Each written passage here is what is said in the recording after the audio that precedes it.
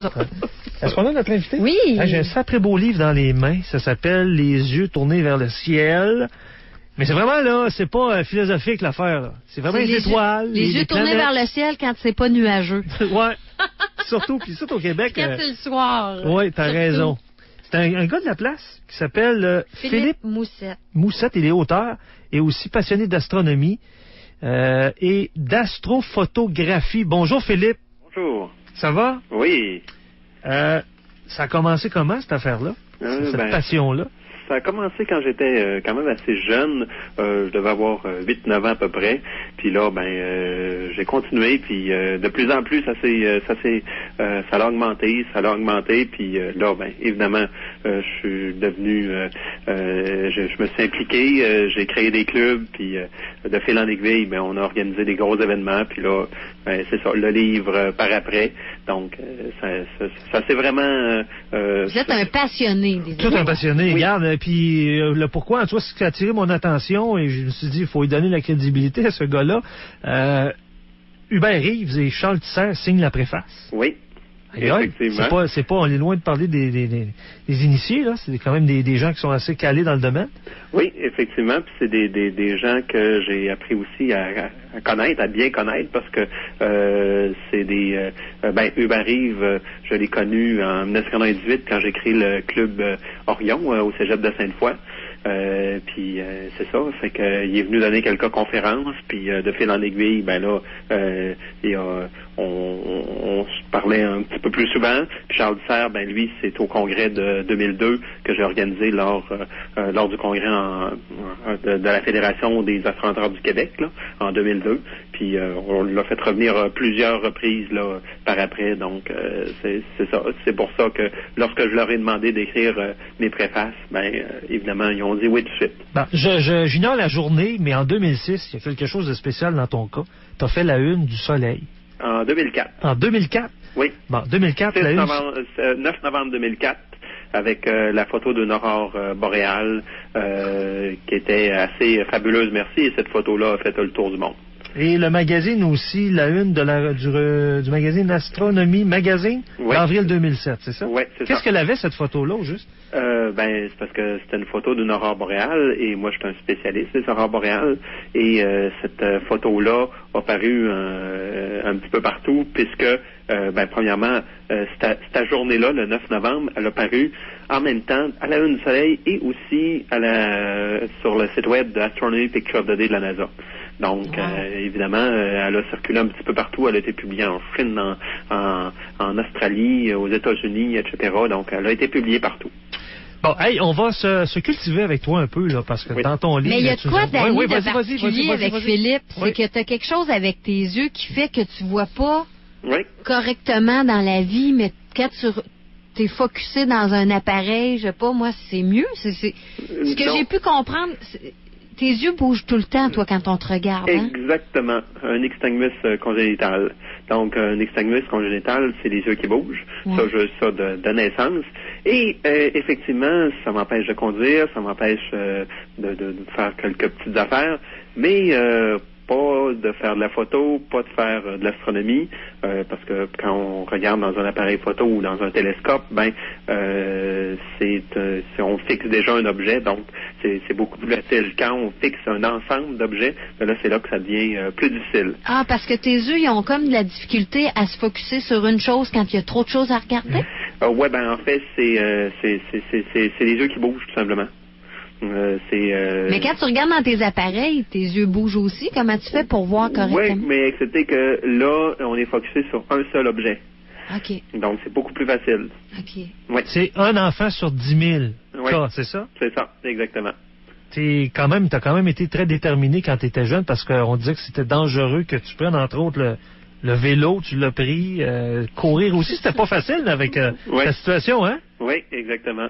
Exactement, mais excepté qu'on a persévéré, puis on a réussi à aller plus loin, à atteindre des autonome, t'es autonome aussi? Oui, c'est ça. Puis au niveau de la photographie, je fais ça pour un site internet qui s'appelle info-culture.biz. Donc, je donne des conférences aussi régulièrement dans les écoles en astronomie. Donc, c'est sûr que en écrivant le livre, bien évidemment, ça, c'était comme la cerise sur le sundae, parce que plusieurs personnes m'avaient dit, bon, ça serait le fun avec tes photos que tu fasses un livre, ça serait le fun. Fait que là, quand on me l'a proposé, ben là, effectivement, j'ai dit oui immédiatement. Mais c'est quelque chose d'écrire un livre. Mais Philippe, les aurores boréales, il n'y en a pas à Québec. Oui. Il y en a? Oui, la totalité des photos que j'ai sur mon site Internet sont prises à Québec. Oui. Wow. Donc, si jamais il y a de vos auditeurs qui veulent aller les voir, là, tapez philippemoussette.com, www.philippemoussette.com, et vous allez tomber sur mon site Internet. Et là, vous avez toute une section sur les aurores boréales avec les photos. Moi, je pensais que c'était juste dans le nord, là, non, ou au Yukon. Ou, parce que je vais vous expliquer quelque chose. Au niveau, on veut nous apprendre, vas-y. Là. Oui, au niveau des aurores boréales, la manière que ça fonctionne, c'est que une aurore boréale, en fait, c'est le vent solaire qui va donner ce phénomène-là. Donc, le vent solaire, c'est des explosions sur le Soleil. Aux 11 ans, le Soleil va avoir plus d'explosions puisque le bord, le centre du Soleil et les pôles ne tournent pas à la même vitesse. Donc, évidemment, il va comme se tordre. Puis, à la fin, à un moment donné, à force de se tordre, ben, il va se détordre, puis ça va donner plus d'explosions. Ces explosions-là, bien évidemment, vont donner du vent solaire qui va s'amener vers la Terre. Et notre Terre est protégée par ce qu'on appelle la magnétosphère. Donc, la magnétosphère, c'est nos ceintures magnétiques. Et au pôle Nord et au pôle Sud magnétique, on a des genres de trous. Donc, ces trous-là, ben, laissent entrer les particules solaires. Et ces particules solaires-là se mélangent à l'atmosphère et c'est ça qui crée des aurores. Ça n'a aucun lien avec le reflet du soleil sur les glaciers. Je m'attendais à ce que vous la sortiez, celle-là. Ben oui, c'est ce qu'on nous dit. Oui. Non, ça n'a aucun lien. C'est comme ceux qui disent qu'ils se font bronzer avec le vent. C'est à peu près ça. C'est la façon facile de faire fermer la trappe aux gens, par exemple, de leur dire ça, c'est simple. Ah oui, c'est le reflet du soleil sur les glaciers. Non, c'est pas ça, c'est pas du tout ça. Hey, question de néophyte, là. Oui. Quand on voit des étoiles filantes, oui. Quand on est ticu, on pense que c'est des gros cailloux, mais c'est tout petit, je pense, quand ça entre dans l'atmosphère, ça. Exactement. Ça dépend, parce que on peut avoir des grosses étoiles filantes comme on peut avoir des plus petites. Les plus petites, c'est des grains de sable, à peu près. Et ça provient des comètes. Une comète, c'est comme un gros bloc de glace sale qui va tourner autour du Soleil, mais avec une orbite elliptique, donc une orbite très allongée, et là, va passer proche de l'orbite de la Terre. Et c'est les petites poussières de cette comète-là qu'on va attirer vers notre atmosphère. OK, mais ça va créer ces effets lumineux-là, ces faisceaux lumineux-là, oui? Le frottement dans l'atmosphère, l'entrée. Parce qu'une étoile filante, ça va à peu près entre 40 et 70 km à la seconde. Répète ça, là. Entre 40 et 70 km à la seconde. À la seconde. Oui. Mais là, la nuit c'est quoi, les Perséides, là? Oui. C'est plusieurs étoiles filantes en même temps? Oui, parce qu'il y a eu un passage d'une comète. Okay. Et on rentre dans les poussières de cette comète-là, qui est la comète Son of Space Swift-Tuttle. Et on peut prédire les dates parce qu'elle revient à chaque année. À chaque année. Ouais, moi, je pensais pas que c'était la même. Non? Oui. Mais excepté qu'il y a des années plus fortes et il y a des années moins fortes. On est loin de la classe 5e, là. On est pire que ça. On est vraiment inculte. Bon, on a dans notre système solaire, on a 8 planètes, c'est ça? Oui, exactement. Ça, c'est le système solaire. Le système solaire, lui, est dans une galaxie. Oui, appelée la Voie lactée. Bon, notre galaxie est dans... L'amas local. L'amas local, qui est un amas de galaxies, en fait. Plusieurs galaxies ensemble. Et après ça, il y a des milliards et des milliards de galaxies.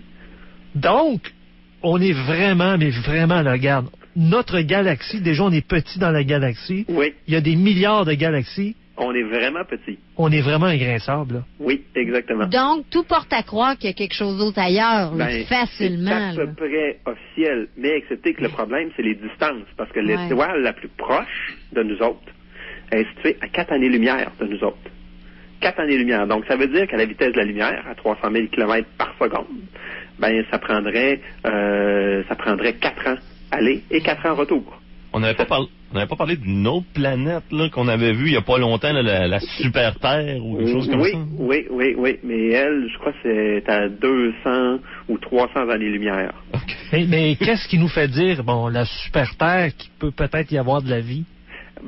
En fait, sa composition, on est capable, avec les instruments d'aujourd'hui, de savoir, avec les spectres, avec les empreintes digitales, on a une sorte de prisme qui va diviser la lumière émise par cette étoile-là ou cette planète-là, et on est capable de savoir sa composition avec cet instrument-là. C'est comme ça qu'on sait que, exemple, une étoile ou une planète a du gaz, a de l'atmosphère, a de l'oxygène, a de l'azote, etc. Je sais pas, Philippe, ça te tente-tu de m'emmener, parce que dès que tu rencontres des gens, ils doivent toujours te parler des planètes, du Soleil, puis de la galaxie, puis... Non, parce que, comme je vous ai dit, je donne régulièrement des conférences en astronomie un peu partout dans les écoles, etc.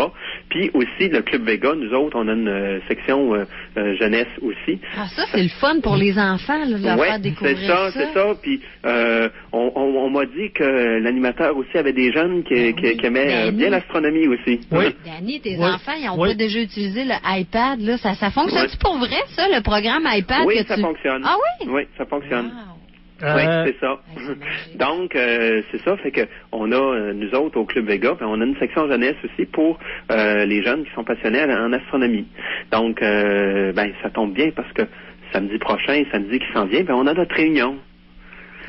Donc, ceux qui sont intéressés, on a la réunion. Vous tapez Club Vega là, sur Google, puis vous allez tomber sur le site web du Club Vega.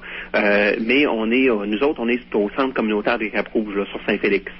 Et de 10h à midi, on a toujours notre réunion là. Ce samedi-ci, c'est Jacques Côté, un prof du Cégep de Sainte-Foy, qui va venir nous parler de On a marché sur la Lune. Hey, moi, je veux savoir, quand vous avez pris les photos de vos aurores boréales là, à Québec, vous étiez au même endroit ou vous êtes promené puis ça a été le hasard? On se promène souvent, là. Il y a des aurores que j'ai pris de ma cour, il y a d'autres aurores que j'ai pris de Val-Bélair. Oui, je savais que le Mont-Bélair était là-dedans. Oui, après ça, il y a eu la Saint-Élisère en Beauce aussi, au Mont-Cosmos. Okay. Mais vous êtes toujours en hauteur, là. Forêt-Montmorency. Non, pas toujours en hauteur.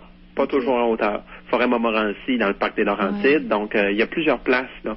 Mais l'idéal, c'est de se mettre dans un endroit qui est quand même assez noir. Oui. Pas qu'il y ait de pollution lumineuse autour de la ville. Exactement. Tu parles de pollution lumineuse. Je pense qu'au Québec, ça commence à être préoccupant, l'affaire. Oui, on est les champions mondiaux là-dessus. Oui, mais explique-nous pourquoi, parce qu'on n'a pas, on est de loin, on n'a pas les plus grosses villes sur la planète. Non, mais c'est parce qu'on éclaire mal. Tout simplement. Ah ouais? On éclaire vers le haut. C'est ça qui est le problème. Hey, tu parles d'une affaire, c'est vrai, c'est quoi? Oui. L'autre jour, je m'en allais sur l'autoroute, là, puis j'ai vu un lampadaire. Je voyais de la lumière à terre, voyons, ça vient de où, cette lumière-là? Le lampadaire, je pense qu'il était bien orienté. Oui. Parce que la plupart du temps, il me semble que on éclaire pas comme ça. Non, mais on éclaire vers le haut. Ça, explique-nous ça, Philippe, là, parce que la saisis pas. On éclaire vers le haut, c'est tout simplement que si on éclairait bien, parce que nous autres, les astronomes, là, contrairement à ce que le monde pense, on ne veut pas faire fermer les lumières, toutes les lumières, là. Non, il faut éclairer. On n'a pas le choix. Ça va de la sécurité. Mais c'est juste que les lampadaires, exemple, les lampadaires boules, là, qu'il y a, exemple, dans le Vieux-Québec, là, proche, ou à Place Diouville, ces lampadaires-là, c'est une problématique parce que si vous passez en dessous du lampadaire, OK, vous ne serez même pas éclairé. On fait pour ça, là. C'est juste beau, hein? Oui, c'est ça. Exactement, beau. Exactement. Oui, je comprends. Faites le test. Vous allez voir que dans une partie du secteur où vous devez être éclairé, c'est même pas éclairé. Tandis que d'autres lampadaires ce qui est le fun, là, c'est qu'ils commencent à les remplacer, là. J'espère que Régis y écoute, là. Oui, c'est parfait, ça. Tu as entendu ça, Régis? Pas d'allure. C'est parfait, ça, parce que, exemple, si on se promène sur la nouvelle partie qu'ils ont refaite, là, du boulevard Charest entre Marie de l'Incarnation puis la Saint-Sacrement. Oui. Donc, là, on a des lampadaires parfaits qui pointent vers le bas en bon nombre et l'éclairage est uniforme et parfait. Puis les automobilistes sont pas éblouis. Donc c'est de l'éclairage qui est standardisé, qui est correct. Mais si on va, exemple, à d'autres places, ben là, on peut être ébloui par un lampadaire qui est trop fort. Philippe, moi, ça va être ma dernière. Je sais qu'il y en a peut-être d'autres qui vont être curieux. Oui. J'ai versé une larme en lisant ton livre. Oui. Le soleil a la moitié de sa vie découlée. Ah! Oui. Ouais. Là, ça veut-tu dire qu'on va tous mourir de froid? On va se faire geler? C'est quoi, là? Non, mais dans 5 milliards d'années, ce qui va se produire, oui, c'est dans 5 milliards d'années, là. Inquiétez-vous pas. Je pense qu'on va avoir eu le temps de la démolir nous-mêmes, la Terre. Oui, c'est ce que je dis. Avec le soleil, aussi lors de mes conférences. Ça nous préoccupe pas. Ce qui nous préoccupe, c'est surtout qu'est-ce qu'on fait avec notre Terre présentement. Parce que on est en train de la maganer, notre Terre. Donc, dans 5 milliards d'années, ce qui va se produire, c'est que le Soleil va grossir, jusqu'à l'orbite de Mars. Donc, évidemment, on va englober l'orbite de la Terre et la Terre. Et après ça, va s'effondrer sur lui-même pour former une nébuleuse planétaire. Tandis qu'il y a d'autres étoiles, parce que le Soleil, là, c'est une petite étoile. C'est pas une grosse étoile, donc c'est une très petite étoile. Exemple, là, on pourrait voir le Soleil versus la Terre, là. Ben, on pourrait faire le même comparatif avec le Soleil versus Bételgeuse, mais excepté que Bételgeuse, dans la constellation d'Orion, serait le Soleil, et la Terre serait notre Soleil, en fait. Donc, on a des immenses étoiles. Et ceux-là, ben, ils n'ont pas besoin de grossir, hein. Ils vont péter déjà tout de suite quand ils n'auront plus d'énergie à brûler. Mais quand on nous apprend là dans les cours là comment que la Terre tourne autour du Soleil là, puis que la Lune autour, ben le Soleil il est gros là-dedans. Là. Oui. Il est pas proportionnel à ce qu'il est ou? Oui, il est gros, mais excepté qu'il y a d'autres étoiles qui sont beaucoup plus grosses. Okay. Oui, qui sont immenses. Puis les étoiles qu'on voit dans le ciel, là, ben dites-vous que c'est toutes des soleils, c'est toutes des étoiles plus grosses ou plus petites. C'est vraiment intéressant. Oui. Ben Philippe, écoute, je recommande ton livre, Les yeux tournés vers le ciel, préface Hubert Reeves et Charles Tisser. Oui, en vente chez Archambault, au magasin de naturaliste et chez Gosselin Photo-Vidéo aussi. Donc, trouvable dans ces 3 magasins-là. Puis également vous pouvez aller sur mon site web aussi. Il y a un lien vers la maison d'édition aussi. Excellent. Merci beaucoup.